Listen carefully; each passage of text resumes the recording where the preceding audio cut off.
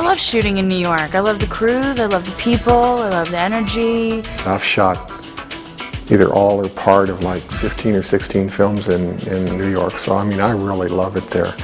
And I love the energy of shooting in New York. I love the New York crews. For the most part, with the exception of my gaffer that goes with me everywhere when I work in New York, I work with total New York crews. Another thing I love about shooting in New York is the extras. The extras in New York are all actors, as opposed to in other places where the extras are kind of non-actors who are hired off the streets, and you put them in a crowd scene and hope they react and don't overact or not act at all or act badly. The extras in New York, they come to the set even though they're a guy who walks down the street. They've got a character worked out. They're amazing. I love New York, and it was wonderful shooting in New York after September 11th and giving our A crew in New York a shot in the arm. This film did come somewhat in the wake of 9/11, and that caused me, although Linda and Donald were both very specific about where the film took place, which was downtown, I had some concern about filming downtown after the tragedy. Fortunately, the city and the state were very supportive, and it felt right because they wanted more business downtown. They wanted people to return and say New York is okay. And Donald and Linda were completely behind that, and it really worked out for the best. There's no city like that city, pre or post September 11th. The city's still already coming back together. We had a great time. It's a sport shooting on the street. It's an absolute sport because the public knows that, hey, it's public property. We can go where we want. And most people are agreeable, but then you have quite a few people that are like, no, I'm not moving. I'm not moving. You shoot the camera, I'm in the shot, and basically you can't move them. And they know that, so it becomes a real sport. New York loved us. We were in the paper every day. They followed us around and took gorgeous pictures of Matthew and Kate wherever they went. We had a great, great time. The one thing about shooting in New York, I think especially for romantic comedies, is it is the most romantic city. The fact is you can't really quite torture a man in such a short period of time in such a condensed area anyplace else but New York. Why does this always happen to me? Things are going great for like a week and a half, and then all of a sudden it's over, and I am mystified. Seriously, I am mystified because it always starts out so well. Composure magazine is the exterior of the actual Condé Nast building on Times Square, which is absolutely beautiful building, and aside from being beautiful, it's right. It's where Condé Nast is. The interior of the lobby was the actual Condé Nast building. The Composure offices were a built set in Toronto, and trying to do the opposite of what Warren Advertising was, a lighter girls' club with the cream-colored walls, the flowing set, the way architecturally I had curved walls, all the banisters curved. BB's office had a stained glass window, and having the two different levels, the stained glass, the large translite, all the furniture, there's a lot of continuity just keeping people's office spaces in check. Hey, Benny. Morning, Green. You finally decided to show up? Yes, I did. You ready? Ready. Later, Ben.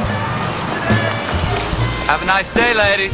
Warren Advertising was fantastic. It was the New York Life building over off Madison Square Park. Some of the benefits of it were that the architecture was great, not just that building, but in the neighborhood. Gave us the right layout with the street, again, for the gag with Matthew pulling up on his motorcycle in the morning. Warren's Advertising was a built set in Toronto. Its exterior was on Park Avenue near Union Square Park. Horseshit! More horseshit! The horseshit continues. Horseshit! Come on, people! We've got to do a lot better than this if we're gonna come. What?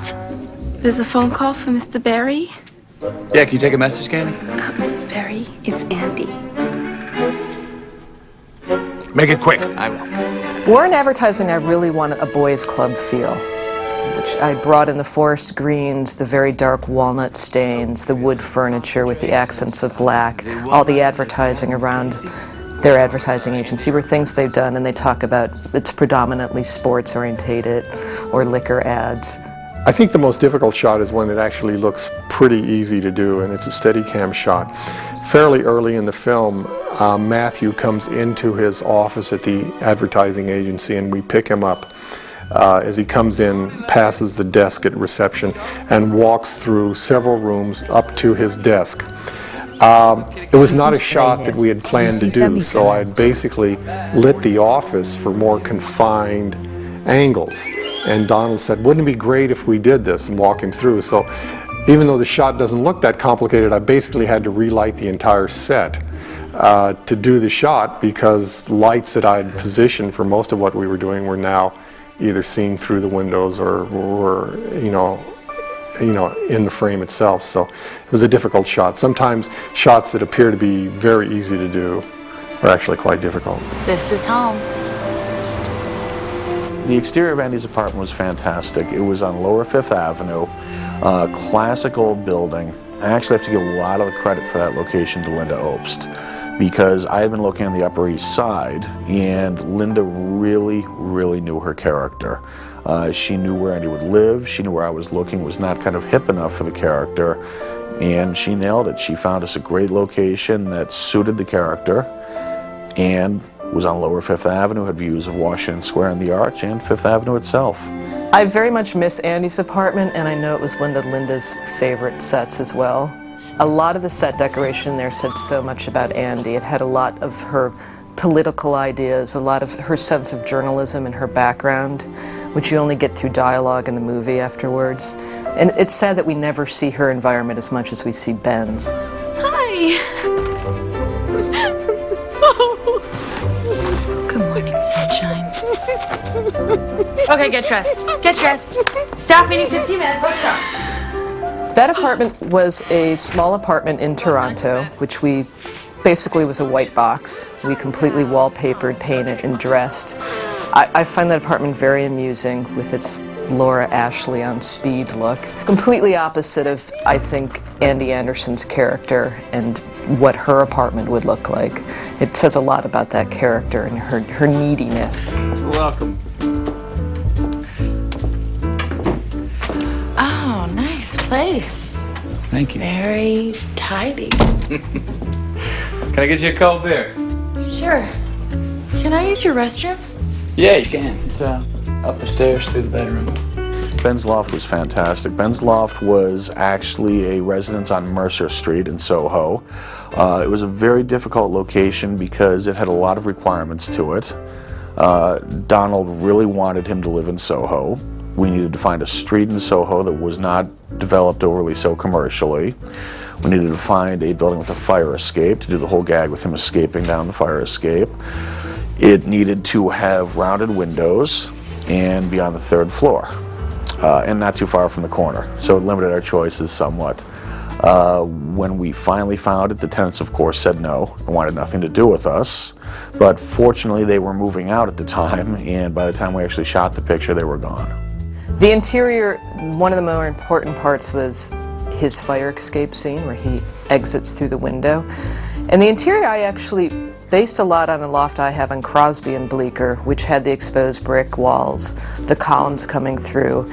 And we gave also his interior another level to his bedroom. Quite a few scenes happen in his bedroom. And color-wise, I went very dark, trying to match the feeling that exists in Warren's advertising, where I was trying to play color-wise with the boy and the girl club. Warren and Ben's being very dark greens, dark purples, and the girls being creams and very light colors. My favorite scene is when Kate first comes to Matthew's apartment. No dialogue, they sit next to each other. You can tell they both want to kiss each other, but they're each playing their own game. She doesn't want to be too forward. It really got to the soul of the piece, because how many times have all of us at some time as single people gone out on that date and go, do I make a move? Don't I make a move? What's the right move? What's the wrong move? All those questions that go in our minds. So there's no dialogue in the scene, but you see it all. There's a scene that Donald did that surprised me the most, and it's the scene on the first date when they get back to his apartment and they tap each other on the bed. That scene really surprised me. It wasn't on the page. That was directed and that was acted. And I love when a scene gives me more than I saw on the page. So I love that scene because it really surprised me. I'm telling you, this calls for drastic measures. Come on, guys, concentrate. Are you being clingy? clingy, needy, whiny. Baby talk? Occasionally. I mean, I could kick that up a notch. Jeannie's rooftop was a fantastic penthouse loft rooftop down in Tribeca. It was one that was very difficult to find. We probably put more scouting man hours into that location than any other, simply because we didn't know what it was, none of us, from the director on down. We were looking at Black Tar Beach rooftops in the East Village, all over the city, and we had actually scouted an interior loft as a possibility for Matthew's loft, because at one point we were thinking about filming it here, and the owner of the loft turned to the scout and said, well, hey, I have a great roof deck, why don't you take a look at that as well? He went up and we wound up filming there. Andy! Ben! Pull over, we need to talk! Are you trying to get yourself killed? That's what it takes, yeah. Now pull over the cab. Sir, excuse me, sir, can you please pull the car over? We're in the middle of a bridge, lady. I can't pull the car over here. Okay, well then, do you have an ashtray or something I can throw up in? Hey, lady. The Manhattan Bridge was a very tough get. It took us a very long time to wind up there. Donald wanted it for the conclusion of the movie from the start. The city told us, as I said, a number of times that we could not be there. And we really only worked it out because I went down one day, I was just standing there looking at the bridge, trying to think about how to make it work. And I bumped into a fellow named Jim Tarpey, who's the lead engineer of the bridge. Turned out that Linda and I had both worked with him on the siege when we closed down the Brooklyn Bridge. And just through this chance meeting and having this conversation after having been told no half a dozen times, Jim and I figured out a way to make it work, to divert the traffic, to shut down the bridge, and to film the scene there. You do what you have to, and had 2 full days of work on the bridge. The Astor Museum was actually the U.S. Customs House, the old U.S. Customs House down at Bowling Green at the foot of Broadway. It is currently a museum, the Museum of the American Indian, which we transformed into the exterior of a hotel for our purposes. There were a number of jurisdictional issues there because it was a federal museum in a building owned by the state, sitting on a city park, but with a lot of effort, cutting through a lot of bureaucracy, we got to film there. The exterior of the Customs House, we did all the trees lining up the stairs, and again, trying to embed glitter and frosting on the stairs. We used actual, probably 1-inch pieces of glitter. The interior was shot in Toronto. They found a nice match for it in an old hotel up there. The interior was completely empty except for its architecture, and we had such little time to dress that. I had crews going day and night getting that ready. The most beautiful thing we found was the blue curtain that had inset twinkle lights, which is behind the entire band, which broke up that space. It was quite a large space that we could not fill with the amount of extras we had. I think my favorite sequence really is the party, the diamond party sequence, because both story-wise and dramatically in terms of the characters, everything kind of comes together. I'm going to go to the bar and get us a couple of drinks. Oh, good idea. Okay? And while I do that, would you please head over there and frost yourself? Yes. I can wear those. Yes, ma'am, you can.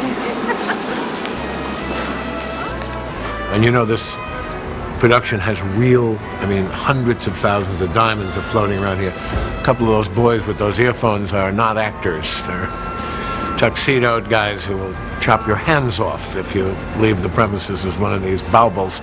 Not only were the diamonds real, all 15 or so $1 million worth of diamonds on the set, but we had several Harry Winston employees on the set at all times with eagle eyes. I was actually more nervous about the diamonds costing me time, because they'd say, cut, okay, everybody check back in their diamonds. And they'd all the cast would run over and hand back their diamonds, and we'd redo this shot, and okay, we're ready for the next one. And everybody check out their diamonds and get all diamond up. And so I was afraid it was going to cost me time on the set to actually use real ones. But we did make a copy of the necklace for insurance purposes. Put it this way, the copy I think cost $10,000 and had to be destroyed as part of the contract with Harry Winston, because he didn't want a copy of his creation after the movie was finished. But that was really so out on the street when she has to give it back, we were afraid, what if it got dropped? What if it got mangled? I'm out! What? Look, please, just give me the necklace, then you guys can go on and kill each other. It was basically a stunt necklace. Putting diamonds on my head has been very good.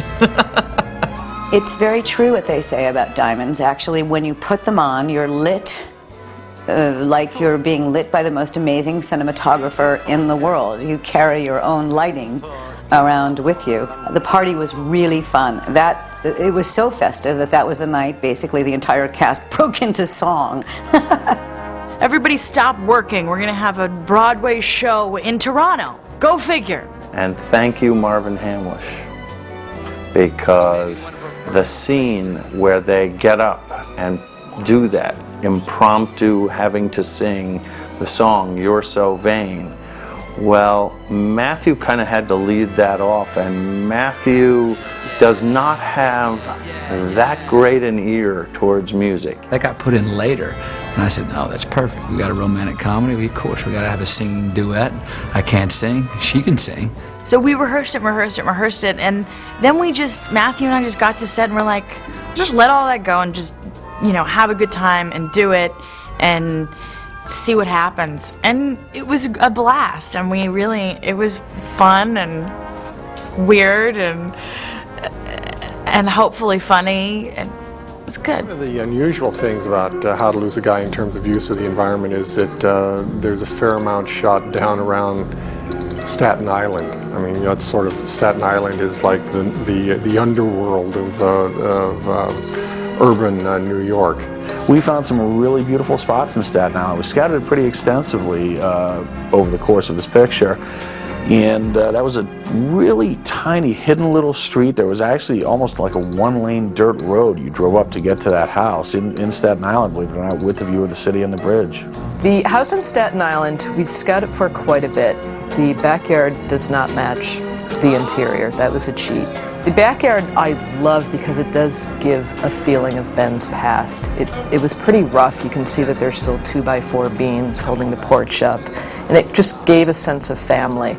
We tried to make it a little rundown and show that it's a working class family, police officers in the family. So we tried to capitalize by using the setting of Staten Island as much as we could. For instance, the card game, the bullshit card game that takes place out on the patio of the house, we angled very much to prominently feature in the background the Verrazano Narrows Bridge on one side and the Manhattan skyline on the other side, so that you really see that you are away from what we think of as New York, but it is, in a sense, New York. It's a commuter's New York. I loved the bullshit scene when the whole family in Staten Island played bullshit. And well, you know, I got 2 aces here. Well, 2 aces. What do you say to that? What are you gonna say?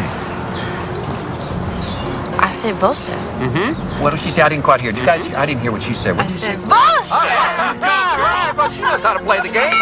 Yes, sir. Big Daddy.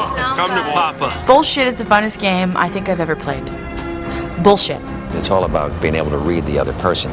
Basically, you get a deck of cards, and you divide all the cards up equally, and you try to work your way through the deck. And you start at the bottom, say 2s, and you go all the way through. You tell your person to your left. You say, look in your hand, you say, I have 3 kings, and he has to be able to read you and tell whether you're lying or not. And if he thinks you're lying, he says bullshit. And then you show your cards, and if you have the 3 kings, he has to take the cards if he loses. So the one with the most, your trick is to get rid of all your cards. Bullshit. Bullshit. Bullshit, mama. And a great part about this movie is that I got to learn how to ride a motorcycle. Clutch. Whoa. There we go. Clutch, and a little break. There we are. Yes, ma'am. A big old motorcycle, and I actually rode a Harley. I drove an 880 pink.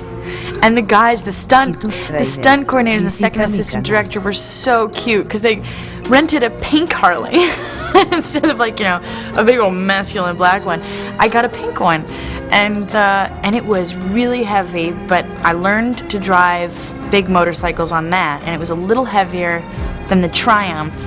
And so when I got on the Triumph, it didn't feel as heavy as the Harley, so I learned to ride a bike. The only interior build was the bathroom scene after they go for their motorcycle ride, and that we built in Toronto. We filmed on the Staten Island ferry, which had been in the script through a number of different iterations. It was beautiful, you can't really beat it, and they had looked at other alternatives, different ferry boats, but in the end, nothing quite was the Staten Island ferry. Good night, Andy Anderson.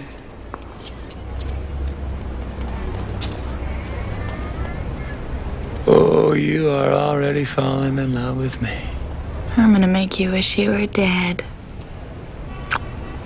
Kate understood this character and the script so well, and once we had her involved, we really started to create it more, or to form it more for Kate, for her personality. It's so exhilarating to play a character where you could just be completely crazy and do things you would have never imagined doing, like screaming out in a restaurant that my boyfriend thinks I'm fat. My boyfriend thinks I'm fat. And I can't eat in front of him. I can't eat in front of you. I have to go to the bathroom. I don't think you're fat. Watching Kate is the revelation of this movie. Kate is becoming a gigantic movie star before our very eyes. Her debut, obviously, and Almost Famous showed what an astonishing talent that she was. But this movie is establishing her glamour as a movie star, her incredible comedy chops. And watching her at the monitor is one of the great joys I've ever had as a producer. Basically, every time she does a take, she does it differently. Honestly, more funny, more moving, more touching, and I can't stop watching. It's just very interesting to see someone who you know is very, very talented in their early stages, because she's a very young woman. So it's really interesting, and it's very, it's kind of exciting, you know, to watch this. As good as she is now, you just know that she's going to get better and better and better. Kate is very young, but she comes from, there's kind of a genetic bred sort of experience in there that I think, you know, just comes. She's knows the ropes, you know, completely. She's got that really cool quality that she's youthful and innocent. She's young, she's 22, but she's definitely keen to the ways of the world that only a woman knows about, you know? And I've always said this, and it fits perfectly for her: a girl can't be a woman, but a woman can still be a little girl. She also lights up, and she's got great eyes. And we've had a couple of times where we need to do some off-camera with me looking at her and feeling, you know, something in my heart, and feeling a real smile come across my face, and to think and feel nice things. I can do that sometimes with someone else, but with this, I've had to say, I tried it, and I was like, I can't. I need to have Kate. When she smiles, I can light up. You know, she's adorable that way. You smile with Kate. You know, when you see her, you smile with her. You know, if she smiles, you smile. You know, she's a real breath of fresh air. You're beautiful. I think in all of my years of making romantic comedies, I've never seen such on-screen natural chemistry between two movie stars. First of all, their beauty enhances each other's beauty. He makes her more beautiful, and she makes him more beautiful. And that's something that, as good as it looks on paper, you have no way of knowing until you get on set and you watch them together. You know, there's always a little nervousness. You're putting two actors together on the screen that haven't worked together. Maybe you've met for the first time a couple weeks before you start shooting, and there's a little bit of praying to the gods of comedy that there's going to be some chemistry there, but sigh of relief, they were great. When you have a set energy that's fun and people are having a good time, and it's work, but when you can have fun within your work, then you're going to have fun making the movie, and then your product is going to look like you guys had a really good time. And that's, especially for a movie like this, I think that's the most important thing. And Matthew and I have that on set and off set. We have a great time, and we laugh, and he cracks me and Chris up, and, you know, it's that Texas thing. They're their own breed of humans. And it's great. Hi. Hi. Andy Anderson. Benjamin Barry. Cute. Thank you. I meant your name. Thank you 2 times. Unattached? Currently. Likewise. Surprising. The casting process, although not longer than any other movie per se, was a tough one on this. Finding someone who could match up to Kate. When we came to Matthew McConaughey, I breathed a sigh of relief, because the other most important thing about this is that that character had to be a man's man in order for this to work. He liked the script. And again, once we had Matthew's interest, we really started to form that character more towards Matthew. And again, Matthew's a very smart actor. He knows his part, he knows who he is, he knew his character and understood it. And we were very lucky to have his input, and through that we were able to build Ben's part and got Matthew. Well, Matthew McConaughey's so much fun. I've worked with him before. I had the pleasure of working with him in Contact, and I was thrilled when Kate wanted him to be her lead. Matthew is girl candy, that's what I call him. He's as sexy as you get, and he's a real man. He's a real Texas good old boy. In the tradition of leading men, it's very modern. He has wonderful good looks, very masculine, without being, overbearing. Matthew McConaughey is pure charm, and that isn't something that you can create. It's so much fun to watch him try to hold on to his dignity when I am just doing the most insane things. And he's doing it so brilliantly. It's like, how can a guy and a guy's guy react to a girl who is just all over him? The audience knows both scenarios, knows the trick, knows something that each of our characters don't. So in each scene, especially in scenes where it's a two-shot where the both of us are in the same scene, if I'm doing something trying to cover where she can't see my face, where I'm trying to save face, or if she's doing something where she's trying to save face and I can't see, the audience is in on the joke with her, and I'm not in on it, or the audience is in on the joke with me, but she's not in on it. So there's sort of three jokes going at once. You saying I'm some kind of mental person? Oh, wait! No, hey. He wasn't here. Oh, Tony! What? He was talking about a... Come on. That is Andy? it! I'm drinking this love room with me. What is really unique about it is the audience, I think, is privy to key information about their manipulation of each other that the characters aren't aware of. So it unfolds a little bit differently than the arc of normal, romantic comedies. Most people think that it's just Kate driving Matthew crazy in this movie with all the things she does. But he's driving her just as crazy because no matter what she does, she can't get rid of the guy. I think immediately what you get out of the two characters is that they like to one-up each other. So when you first meet them and they first kind of bump into each other, they're both sussing each other out. And I think the reason why I choose him is because he likes to one-up me. I love it when she goes and puts her her female toiletries specific to females in my medicine cabinet.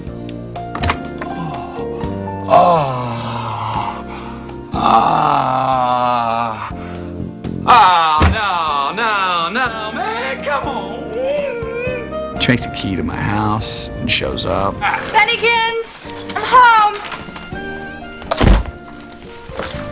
Hi, honey. Comes on in, how'd you get a key? Oh, I talked to the superintendent, just got a key, thought I could come in. Guys, you shouldn't be smoking cigars in here. I know you're playing poker, but it's not good for you. Here, let me get that greasy peach out of the way, have some cucumber sandwiches. Oh, hi! Just stuff where you're going like, what are you doing here? What's going on? It gets so bad between them that finally they decide they have to go to couples therapy. After dating for a week, they go to couples therapy, and one of the funniest scenes in the movie. And the result of couples therapy is that they have to go to Staten Island, and Andy needs to meet Ben's parents. I don't start getting wooed by him or charmed by him until I really see him with his family. Once she sees Ben with his family, once she sees who he really is, once she sees the warmth of his Staten Island family, their games begin to break down and something genuine occurs between them, and they fall in love. And all this happens in 10 days. Who knew?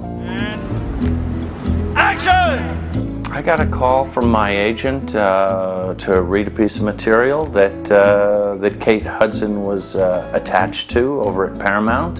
I think the thing that attracted me most to that was the idea that Kate Hudson was attached to the material. And read the material, liked it very much, and went in and met with Linda.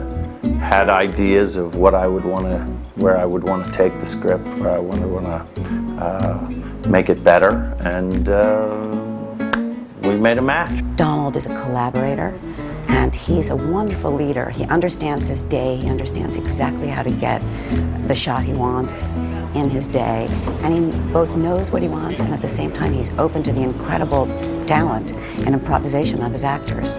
Donald Petrie is so enthusiastic. He is very easy to collaborate with, and he just keeps all of our energies going, and he's always got energy, and he's always doing something, and he's always into something. You know, he likes to get involved. My favorite thing of growing on this film with Donald is that he and I getting on the right tone of what the tone of the comedy is. And Donald is just a really great guy, and he's got a really nice sense of comedy, and he's really easy, and so that makes the whole vibe. It's a nice room to walk into. I give them a great amount of freedom. I rehearse very little, and then I improvise quite a bit. He just likes to roll with it and enjoy the process. Donald was a pro. Watching him direct was very impressive, and you could learn a lot. He really, in particular, visually and with the camera, he knew what he wanted and he knew how to get it. Donald was such a charm to work with. Great sense of humor, a very calming element on set, and I think a sense of humor comes through in the actors.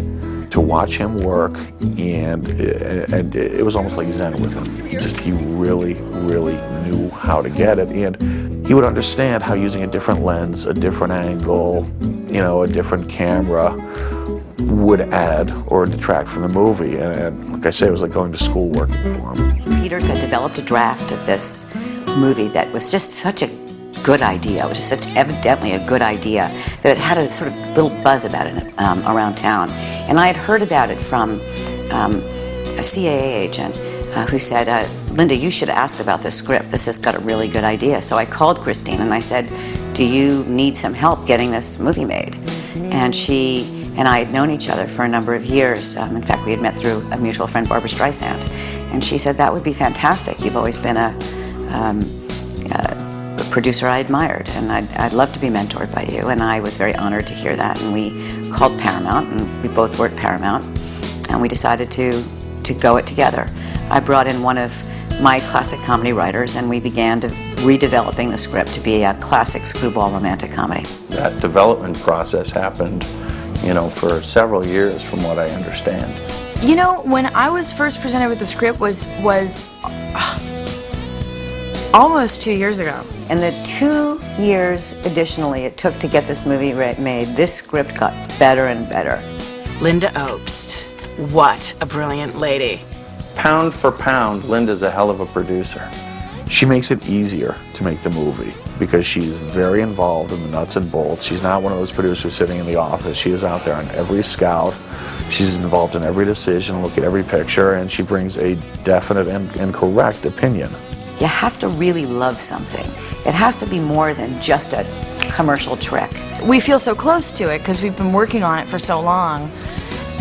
And for me, for it I was shooting in New York on the bridge, and going, oh my God! I remember when we were sitting in a room and we were talking about the bridge, and we said, we gotta go out on a bridge and we gotta get the skyline, and then there we were, and it was the first time I'd ever really experienced development coming to fruition.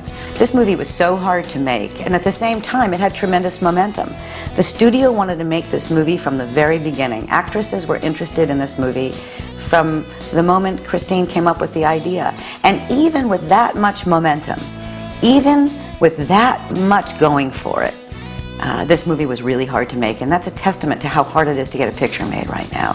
She was the main day-to-day artistic voice behind the piece. It was a real collaboration on the set. I think you know, when you're working with a new producer for the first time, there's a certain amount of getting to know you and how you work. She's this little sprite on the set, and she's fantastic. You know, she hangs out, and she's really nice, great sense of humor, and it's a really good way, I think, for certain kinds of comedies to have that vibe, and she brings that to it. You'll be working and we'll hear Linda like watching the thing, and she'll suddenly start laughing, and it's so great because she's got the most infectious laugh, and you're just like, oh, she liked it, Linda liked it, and you're like, yeah, but she's just, you know, she had this great like supportive attitude, you know, really like there for everybody. You go hang out at the monitor with Linda, and it'll be fun. It won't be, ooh, I'm a little frightened to go over there. You know, you feel welcome, and you feel, you know, you can hang. I'm very happy with the film. It's really exciting when a film comes out just the way you meant. And very rare. Going through an issue, a relationship problem, and I decided that I wasn't going to let this continue, and enough was enough. And I'd said to my, you know, head of development at the time, I said, what am I going to do? She said, you know what, things will happen. You'll work it all out. I know it will. You know, you always work these things out, Christine. You're good. I said, okay, thanks, you know, for all your support. I walk in. Virginia says, here's my list. Take what you want, you know. Here's all my manuscripts. Here's what I have available. Very bottom of the list says, how to lose a guy in 10 days.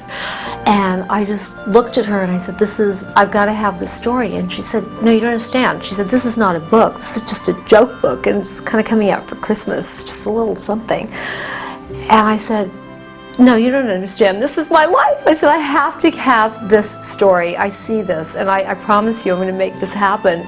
And she looked at me, laughed, and that was it. And we just, from that point on, you know, have, you know, gone on and made, you know, done whatever we could to make this movie happen. And thank God we did. I used to work actually as a book scout, so my job was to like find books before they were published and then, you know, buy them for the studios or producers or whatever. And I know that sort of had circulated and everyone had seen it, and I believe Christine bought that out of her discretionary fund. She bought that on her own. After I went to the studio and I went to see Sherry and John Goldwyn, and they looked at it, they laughed, and they got it. They understood it. And they said, go ahead, take it to the next step, you know, develop this. You know, it's such kismet to get a movie made, you know, that if you change any of the equations, sometimes it just doesn't work. And I think Christine just saw this book and got it, and that sort of energy that she brought to it, you know, made it, she willed it into a movie. Which is when I, you know, got in touch with Kristen and Brian, because I wanted a husband and a wife, because you needed both sides of the story. You know, it wasn't balanced with her just, you know, going out and just tormenting this man. You needed to have the guy who could stand up to her and have his own agenda. Christine really knew that this was, she just knew this whole movie, and we sort of came up with the conceit for it, and then she really like felt like she had the ball and she was going to run with it, you know, and she really did, and she pulled it together. This was, you know, a vision that I had many years ago, and I just was not going to not be a process of it getting to the screen. I enjoyed every minute of it. I enjoyed working with everybody and the creative choices that that the actors made, or that Donald as a director made, and you know, it was just a wonderful experience to see so many people and so many creative people come together. Designer will start anywhere, depending on the budget, around 8 weeks out from actual shooting. And I will spend that time with Donald, the director, going through research, talking about the character, deciding on colors when the cinematographer comes in, but a lot of that time was spent blocking out the scenes in what would be the sets. I built models for Composure, Warrants, and Bends, and we would go through the script and figure out the blocking, which was especially helpful in Composure, where we have scenes where they travel in from the elevator and need to go upstairs and into Andy's office and to BB's office. For this picture, I wanted more of a downtown feel. The village, the East Village, the narrower streets, a little less of the big midtown glass skyscrapers kind of feel. The location manager and I start very early on. We're the first two. And we had obviously 2 location managers, one in New York, one in Toronto. And Sam only had to deal with New York, and it was pretty obvious. He probably couldn't care so much about what I had to match in Toronto. It's hard enough to find locations in New York, and they really had to just reek of New York and say New York. When you're in the West Village, we all know where the West Village is if you're a New Yorker. So he did an amazing job of finding things in neighborhoods where these characters would go and trying not to fake it. Fortunately, on this film, we shot here first.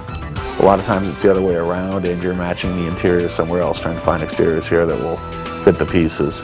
One of the bigger challenges is going to Canada. My entire Canadian crew, which was quite large, I knew not one of them.